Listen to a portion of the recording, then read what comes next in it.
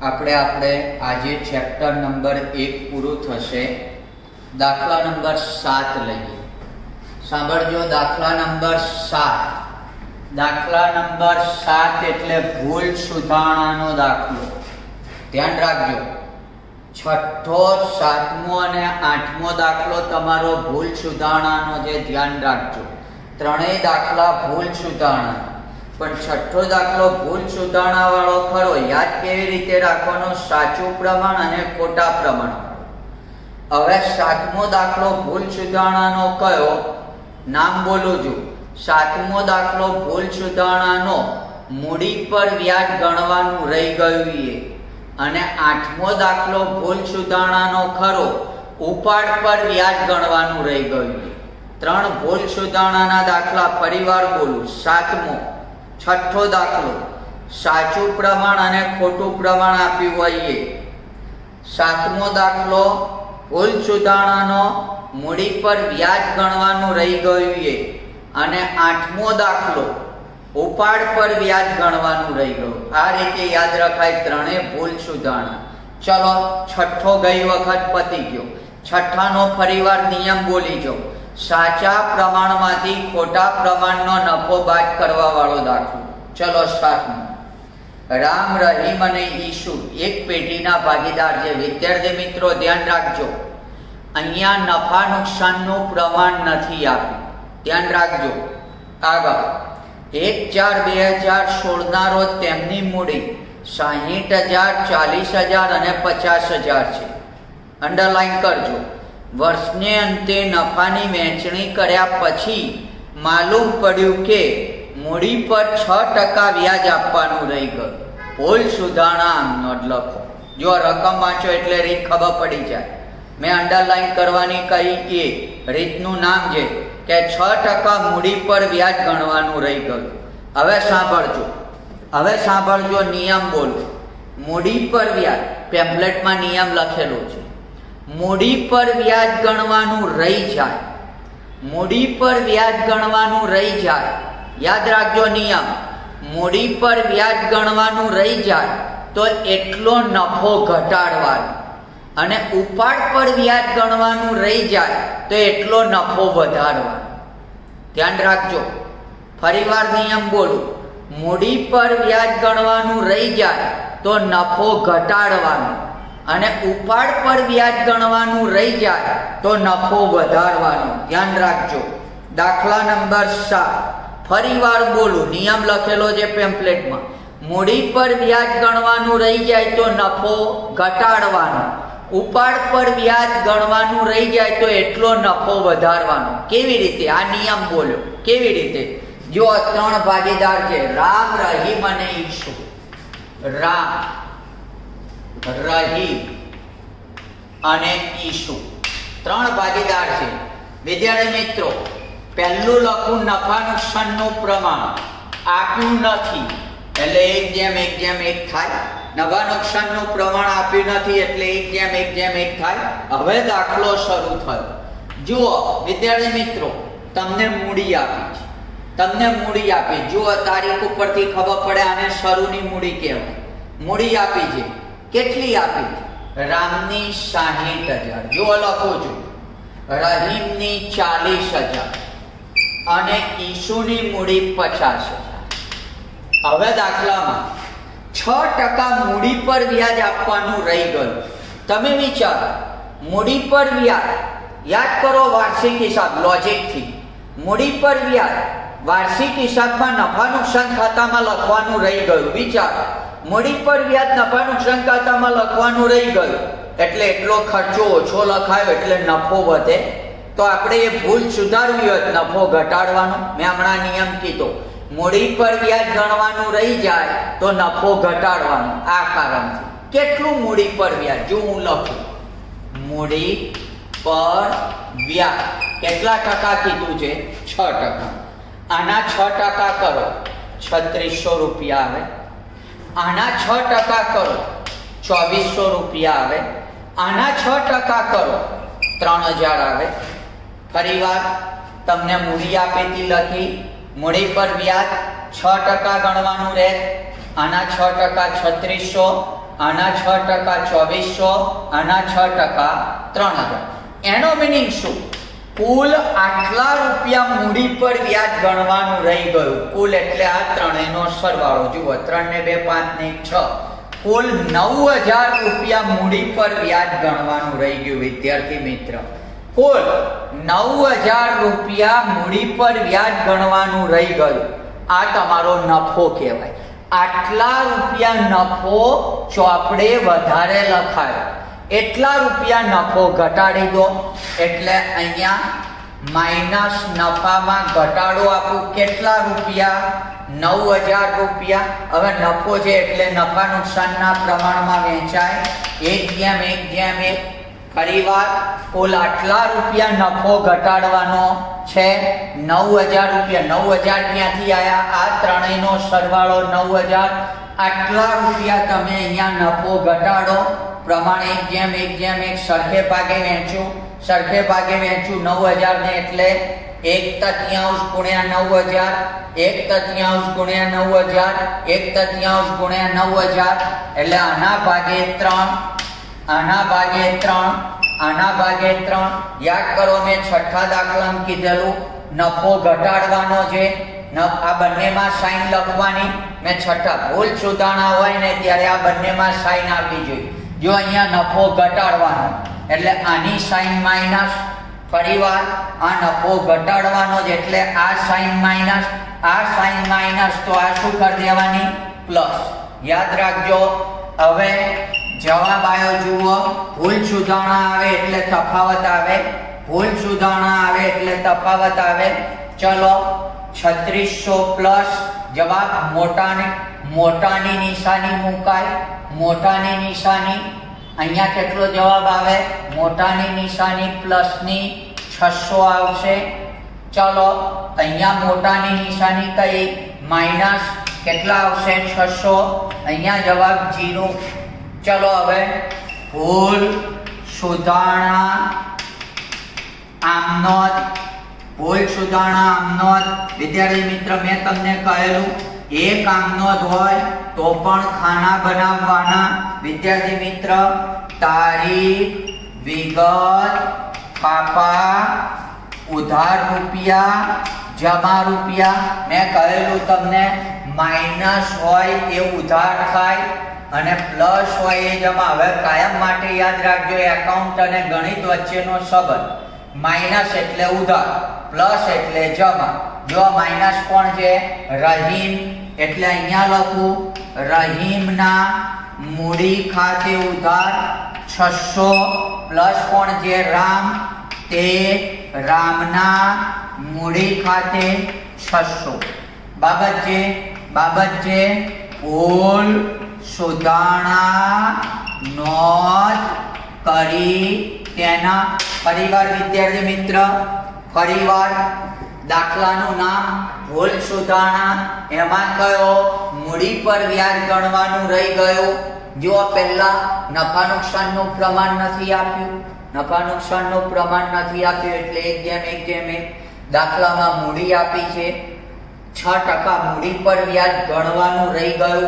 પહેલા આના 6% કરે એટલે કુલ કેટલા રૂપિયા રહી ગયું? 9000.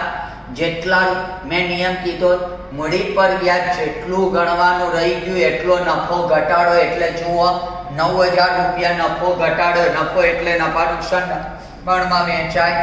જુઓ 3 3 3. હવે નિશાની નફામાં ઘટાડો એટલે આ માઈનસ નિશાની, તો ઉપર પ્લસની.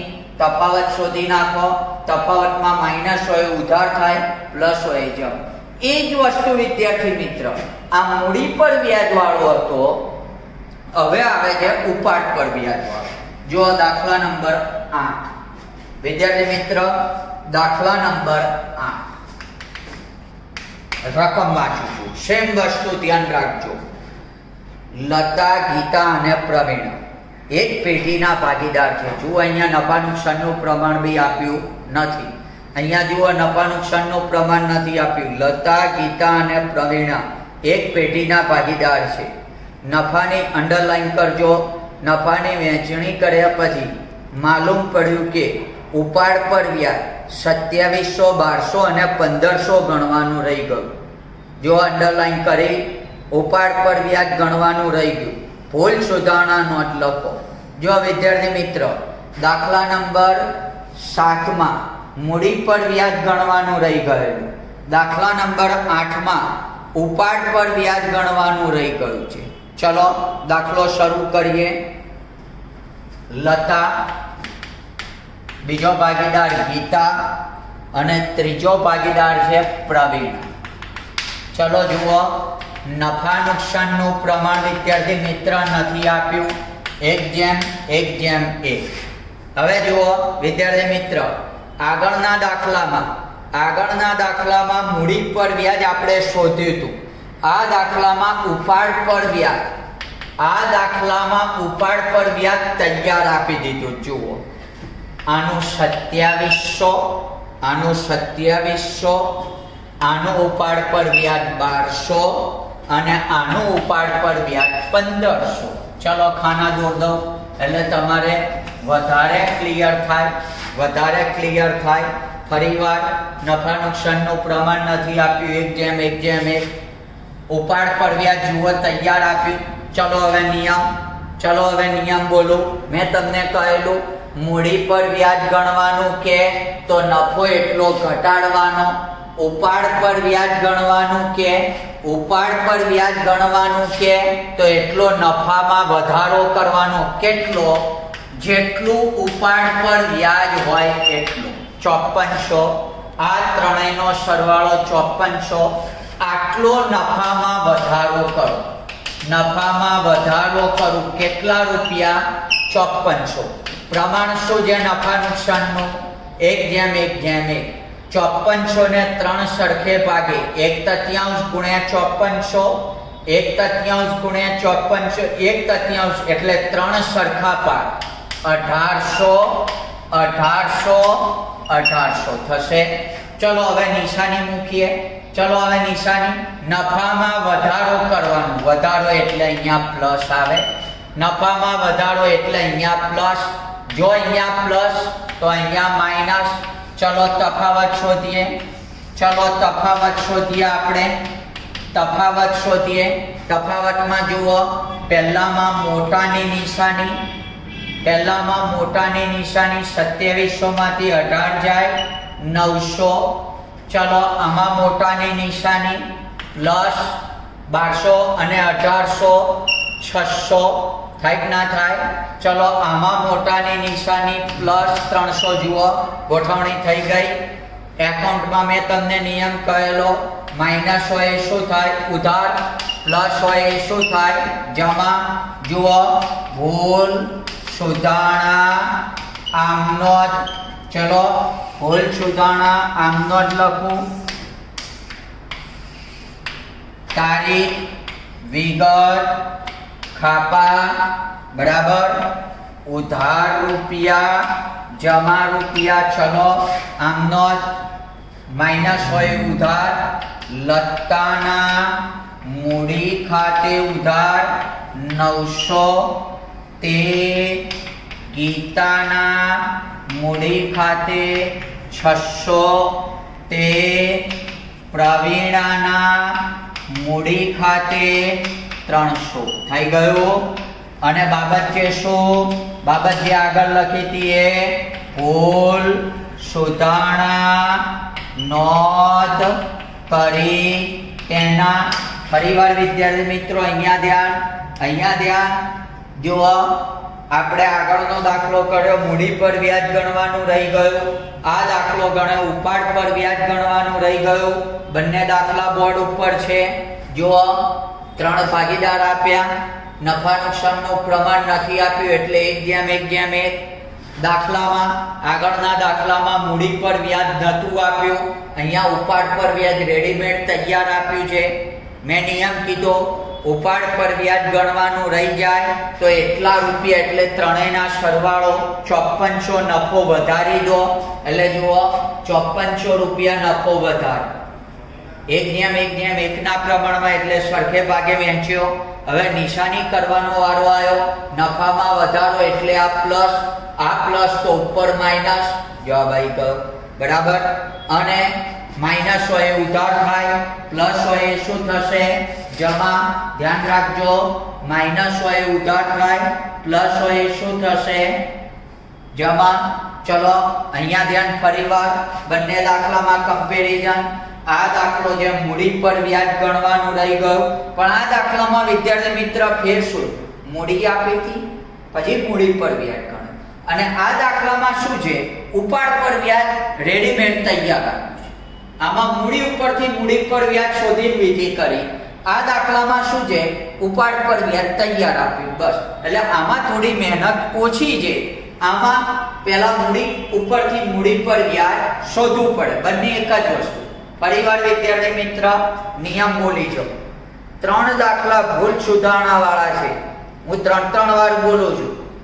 1 દાખલા નંબર 6 ભૂલ સુધારણાનો દાખલો. આ બીજી વાર બોલું છું. સાચું પ્રમાણ અને ખોટા પ્રમાણ વાળો દાખલો. એમાં આમ ન જ લખવાની હતી. પછી આપણે દાખલો કર્યો 7 ભૂલ સુધારણા વાળો. મૂડી પર વ્યાજ ગણવાનું રહી ગયું. તો નિયમ શું યાદ રાખવાનો? મૂડી પર વ્યાજ ગણવાનું રહી જાય તો એટલા રૂપિયા નફો ઘટાડવાનો. ઉપાડ પર વ્યાજ ગણવાનું રહી જાય તો એટલા રૂપિયા નફો વધારવાનો. દાખલા નંબર 8 ક્લિયર. હવે આપણે આવીએ જે વિદ્યાર્થી મિત્ર દાખલા નંબર 9 ઉપર. ટૂંક સમયમાં પતશે. હવે આપણે આવીએ જે દાખલા નંબર 9. વિદ્યાર્થી મિત્ર ધ્યાન રાખજો. દાખલા નંબર 9. દાખલા નંબર 9 નું નામ છે વિદ્યાર્થી મિત્રો ધ્યાન રાખજો. દાખલા નંબર 9 નું નામ છે ખાતરી વાળો દાખલો. ખાતરી વાળો દાખલો, ઇંગ્લિશમાં એને કહે છે પ્રોમિસ.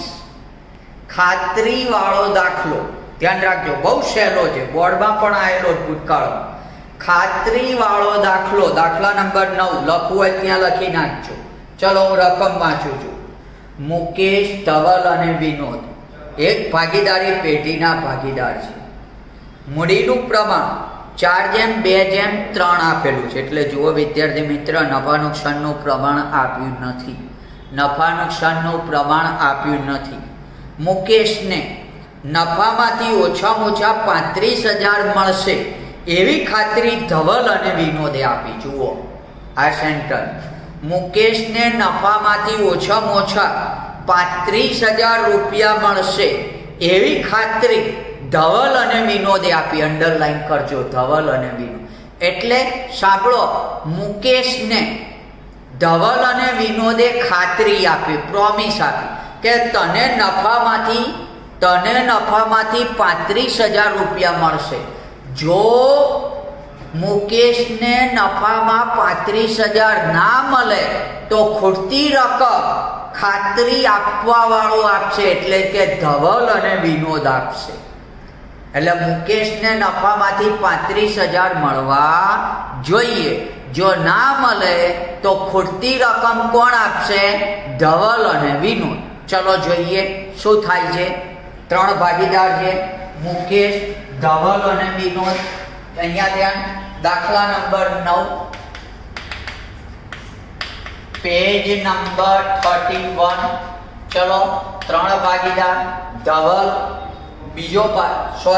પહેલો ભાગીદાર છે મુકેશ, બીજો ભાગીદાર છે ધવલ અને ત્રીજો ભાગીદાર છે વિનોદ. 3 ભાગીદાર મુકેશ, ધવલ અને વિનોદ. આ વિગતનું ખાનું. ઓકે, ચલો અહીંયા જુઓ. નફા નુકસાનનું પ્રમાણ વિદ્યાર્થી મિત્રો નથી આપ્યું. 1:1:1 લાગુ પડે. નફા નુકસાનનું પ્રમાણ નથી આપ્યું. હવે યાદ કરો ખાતરી કે મુકેશને નફામાંથી ઓછામાં ઓછા 35,000 મળશે એવી ખાતરી ધવલ અને વિનોદે આપી. ચલો હવે નફો વેચીએ. નફો આપ્યો છે 90,000. ચલો નફાની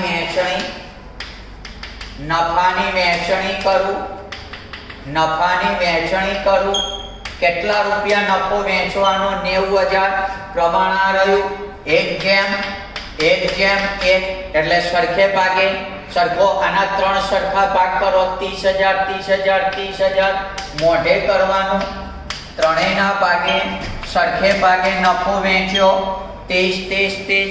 હવે યાદ કરો ખાતરી. જો આ નફો વેચાઈ ગયો, શું ખાતરી કીધું? મુકેશને ઓછામાં ઓછો 35,000 નફો મળવો જોઈએ. મુકેશને ઓછામાં ઓછો 35,000 નફો મળવો જોઈએ. મળે છે કેટલો મુકેશને? 30. 5,000 રૂપિયા ખૂટ્યા.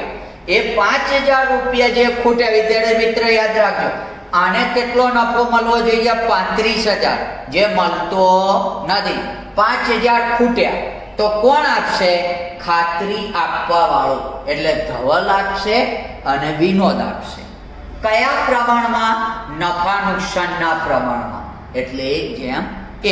એટલે અહીંયા હું લખું મુકેશને 5,000 રૂપિયા ધવલ અને વિનોદ 1:1 ના પ્રમાણમાં આપશે. એટલે જુઓ, ધવલ અને વિનોદ આપશે એટલે આના 5 વધી ગયા, અને આ એના નફામાંથી આપશે એટલે એટલો નફો ઘટી ગયો. કયા પ્રમાણમાં આપશે?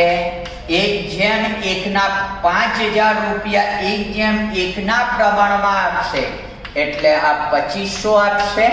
આ 2500 1:1 એટલે વિદ્યાર્થી મિત્ર 1/2 ગુણ્યા 5,000 2500. 1/2 ગુણ્યા 5,000 2500. એટલે ત્રણેયને મળતો નફો આને કેટલો મળ્યો? 35. આને કેટલો મળ્યો? 27,500. આમને કેટલો મળ્યો? 27,500. વિદ્યાર્થી મિત્ર જવાબ આવી ગયો. જો ખાતરી એવી હતી, મુકેશને 35,000. આ ઉખાણા ટાઈપ દાખલો કહેવાય. આ ઉખાણા ટાઈપ દાખલો કહેવાય કે આને 35,000 રૂપિયા નફો મળવો જોઈએ. ના મળે તો કોણ આપશે? ખાતરી આપવા વાળા આપશે. એટલે આને 35 મળ્યા, 5,000 ખૂટે છે, કોણ આપશે? આ બે 1:1 ના પ્રમાણમાં. ચલો હવે વિદ્યાર્થી મિત્ર છેલ્લો દાખલો 11. દાખલા નંબર 11 ધ્યાન રાખજો, થોડો અઘરો છે દાખલો. દાખલા નંબર 11, પેજ નંબર 31. ચલો રકમ વાંચું છું. A, B અને C સરખા હિસ્સાના ભાગીદાર છે. તેમની કુલ મૂડી, અંડરલાઈન કરજો, તેમની કુલ મૂડી એટલે ત્રણેયની ભેગી મૂડી આપી છે 4,50,000 છે. મૂડીનું પ્રમાણ આપ્યું છે 1:3:2. ધ્યાન રાખજો, આ દાખલાનું કોઈ નામ નથી, ધ્યાન રાખજો. મૂડી પર 9% દરે વ્યાજ ચૂકવે છે. હવે અંડરલાઈન. સીને મૂડીના વ્યાજ સહિત 73,500 મળ્યા, તો એ અને બીની મૂડીના વ્યાજ સહિત મળતી રકમ શોધો. ધ્યાન રાખજો, 3 ભાગીદાર છે, A, B અને C. ધ્યાન રાખજો, 3 ભાગીદાર A, B અને C. ધ્યાન રાખજો, બહુ એટલો કંઈ અઘરો પણ દાખલો નથી કે ના આવડે. પ્રેક્ટિસ કરશો 100% આવડી જશે. ચલો જુઓ, નફા નુકસાનનું પ્રમાણ અહીંયા વિદ્યાર્થી મિત્ર ધ્યાન રાખજો, મૂડીનું પ્રમાણ આપ્યું છે, નફા નુકસાનનું પ્રમાણ આપ્યું નથી. એટલે પહેલું નફા નુકસાનનું પ્રમાણ, વિદ્યાર્થી મિત્ર નફા નુકસાનનું પ્રમાણ આપ્યું નથી. 1:1 લાગુ પડશે. ચલો હવે વિદ્યાર્થી મિત્ર ત્રણેયની ભેગી મૂડી આપી છે. મૂડી વેચું, ત્રણેયની ભેગી મૂડી આપી છે, વેચું. ત્રણેયની ભેગી કેટલી મૂડી આપી છે? 4,50,000. અને વેચવા માટે પ્રમાણ આપ્યું છે 1:3:2. 1:3:2 તમને પ્રમાણ આપ્યું છે મૂડીનું પ્રમાણ. 4,50,000 રૂપિયા વેચવાના છે. ધ્યાન રાખજો, મૂડી ત્રણેયના ભાગે વેચું 1:3:2 એટલે 1/6 ગુણ્યા 4,50,000. 1/6 ગુણ્યા 4,50,000 તમે કરો એટલે આના ભાગે 75,000 મૂડી. 3/6 ગુણ્યા 4,50,000 કરો તો 2,25,000 મૂડી આપે. 2 છઠ્ઠાંશ ગુણ્યા 4,50,000 કરો તો જવાબ આવશે 1,50,000। જો મૂડી વેચી 4,50,000 1, 3, 2 ના પ્રમાણમાં વેચી। હવે આપણને એમ કીધું મૂડી પર 9% વ્યાજ ગણે છે। મૂડી પર વ્યાજ ગણું 9%, આના 9%, આના 9%, આના 9%, 75,000 ના 9%। સાંભળજો, મૂડી પર વ્યાજ 75,000 ના 9% કરો। મૂડી પર વ્યાજ સાંભળજો 75,000 ના 9% કરો 6,750 આવશે। 2,50,000 ના 9%, 2,25,000 ના 9%, 20,250 આવશે। 20,250 આવશે અને 1,50,000 ના 9%, 13,500 આવશે। ધ્યાન રાખજો, મૂડી પર વ્યાજ ફરીવાર મૂડી પર વ્યાજ 75,000 ના 9%, 6,750, 2,25,000 ના 9%, 20,250, 1,50,000 ના 9%, 13,500। હવે વિદ્યાર્થી મિત્ર ધ્યાન રાખજો, આપણને એમ કીધું સી ને મૂડીના વ્યાજ સહિત મળતી રકમ 73,500 છે। સી ને મૂડીના વ્યાજ સહિત મળતી રકમ 73,500। ભાષા વાંચો, સી ને મળતી રકમ એટલે આ શું છે? ભાગીદારને મળતી રકમ એટલે એનો દાખલાનો જવાબ કહેવાય। એટલે જુઓ, સાંભળજો, ધ્યાન રાખજો, અહીંયા દાખલાનો જવાબ કહેવાય એ તો સી ને મળતી રકમ મૂડીના વ્યાજ સહિત કેટલી છે? 73,500। જવાબ આપ્યો છે આખો વિદ્યાર્થી મિત્ર। એમ કીધું સી ને મળતી રકમ 73,500 છે, તો એ અને બી ને મળતી રકમ શોધો। આ માંગ્યું છે, સી ને મળતી રકમ આપી છે, તો એ અને બી ને મળતી રકમ શોધો। હવે વિદ્યાર્થી મિત્રો ધ્યાન રાખજો, એની ભાષામાં સી ને મૂડીના વ્યાજ સહિત મળતી રકમ, હવે આગળ મેં દાખલામાં કીધેલું દરેક ભાગીદાર છે એટલે વર્ષને અંતે નફો મળે ને મળે। હવે તમે વિચારો, સી ને મળતી રકમ 73,500 આપી મૂડીના વ્યાજ સહિત એને સ્પષ્ટતા કરી, એટલે એને કુલ 73,500 મળે, એમાં વ્યાજ કેટલું હતું મૂડી પર? 13,500, તો બાકીનો નફો મળતો હોય એટલે અહીંયા લખું છું સી ને મળતો નફો,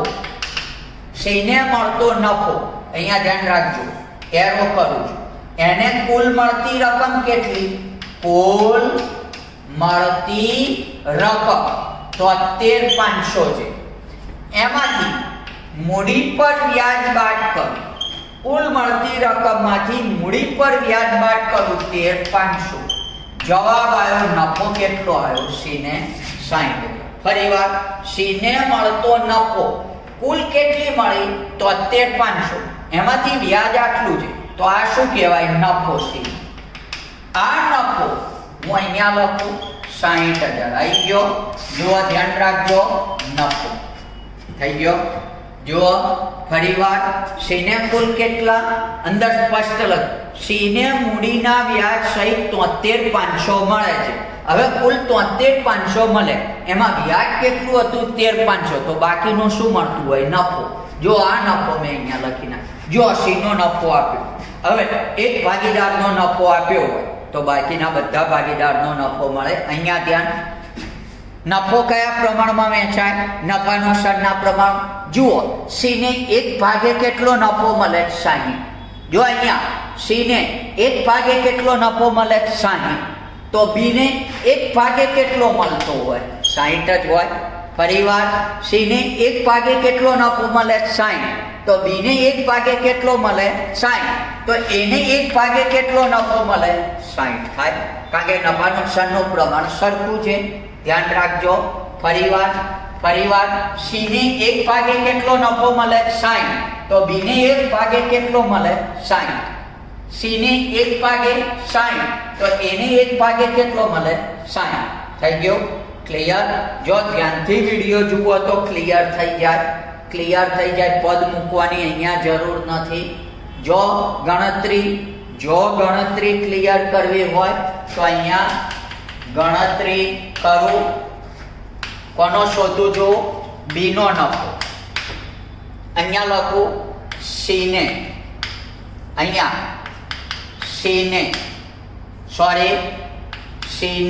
સી નો ભાગ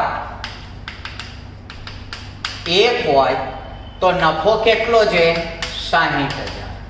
તો બી ને 1 ભાગે કેટલો નફો આવે? સી ના 1 ભાગે 60,000 તો બી ના 1 ભાગે કેટલો આવે? 60. સેમ એનું ક્લિયર? એટલે ધ્યાન રાખજો. હવે આપણે શું શોધવાનું છે? એ અને બી ને મળતી રકમ એટલે આ. જો એને મળતી રકમ કઈ? આ બંનેનો સરવાળો 60 ને 6 66 750 મૂડી પર વ્યાજ સહિત મળતી રકમ. આની 60 ને 20 80 250 જવાબ આવી ગયો. ફરીવાર એને મૂડીના વ્યાજ સહિત મળતી રકમ, આ બંનેનો સરવાળો 66 750 છગડીયો કૌંસ કર્યો જુઓ, અને આને મળતી રકમ 80 250 જવાબ આવી ગયો. વિદ્યાર્થી મિત્રો ધ્યાન રાખજો, નક્કી છે. આ ચેપ્ટરના દાખલા અહીંયા પત્યા.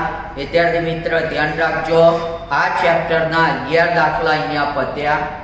આ 11 દાખલાની રીતો અલગ છે, ધ્યાન રાખજો.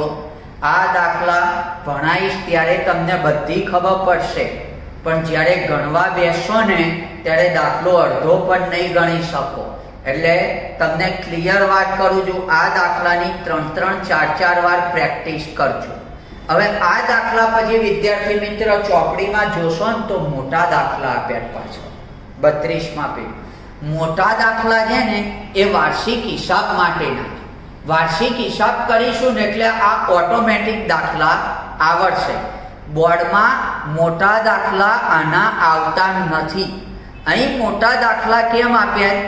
ચેપ્ટર 2 માં વાર્ષિક હિસાબ શીખવાડવા માટે. પણ આપણે ડાયરેક્ટ વાર્ષિક હિસાબમાં એ વસ્તુ શીખવાની જ છે. ડાયરેક્ટ વાર્ષિક હિસાબમાં એ જ વસ્તુ શીખવાની છે, એટલે આના મોટા દાખલા કરવાના નથી. ધ્યાન રાખજો. તો આમાં શું કરવાનું? આ 11 દાખલાની મહેનત ધ્યાન રાખજો. આમાં શું કરવાનું? આ 11 દાખલાની મહેનત જ્યાં સુધી ના આવડે ને ત્યાં સુધી આની પાછળ મહેનત કરવાની. ધ્યાન રાખજો. બોલો ક્લિયર? આ વસ્તુ ખાસ ધ્યાન રાખજો. ચેપ્ટર નંબર 1 પતે છે. હવે આવતા વિડીયોમાં મારા મત મુજબ વાર્ષિક હિસાબનું ફોર્મેટ સમજાવવાનું છે. ધ્યાન રાખજો. આવતા પિરિયડમાં વાર્ષિક હિસાબનું ફોર્મેટ અથવા ચેપ્ટર 7 લઈશ. બેમાંથી એક શરૂ કરીશ. કાં વાર્ષિક હિસાબનું ફોર્મેટ એટલે કે વાર્ષિક હિસાબ શરૂ કરી અથવા ચેપ્ટર 7 લઈ. આ વિડીયો અહીંયા કમ્પ્લીટ કરું છું. ઓકે, હા.